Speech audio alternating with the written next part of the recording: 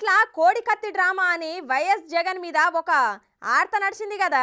ఇక అట్లనే పోయినసారి వైసీపీ గెలుపుల ముఖ్య కారణమైన ఒక వ్యక్తి ఇప్పుడు రాజకీయాలల్లా నాయకులు కండువాలు మార్చినట్టు ఈయన సుత దగ్గరుండి గెలిపించిన పార్టీని ఓడియనికే గిట్ల ప్రతిపక్ష పార్టీతోని కలిసిపోయిండుల్లా చూడుర్రి.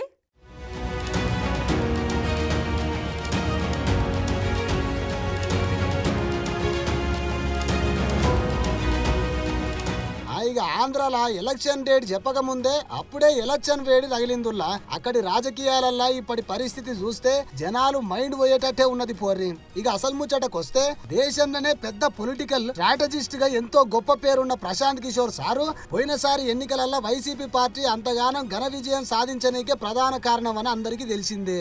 గాయన ఇప్పుడు లీడర్లు పార్టీలు జంపు కొట్టినంత ఈజీగా ఈయన కూడా ఇప్పుడు పోయినసారి ఏ పార్టీని ఓడియనికే చూసిండో గదే పార్టీతోని చేతులు కలిపి మళ్ళొకసారి రాజకీయాలల్లో శాశ్వత మిత్రులు శాశ్వత శత్రువులు ఉండరు అని నిరూపించిండు పోర్రి. ప్రశాంత్ కిషోర్ సారు ఇప్పుడు ప్రతిపక్ష పార్టీ టీడీపీ నాయకుడు బాబు గారి కొడుకు నారా లోకేశం సార్తో కలిసి గిట్ల విజయవాడ విమానాశ్రయంలో దిగి ఒకటే కార్ల ఎక్కి ఉండవల్లిలో ఉన్న చంద్రబాబు నాయుడు ఇంటికి పోయి వచ్చే ఎలక్షన్ లో ఎటువంటి వ్యూహాలు రచించాలి, టీడీపీ జనసేన ఉమ్మడి మేనిఫెస్టో ఎట్లా ఉండాలి, అట్లనే ఎన్నికల ప్రచారంలో ఏం హామీలు ఇయ్యాలని ప్లానింగ్ అయితే గట్టిగానే చేసిరట.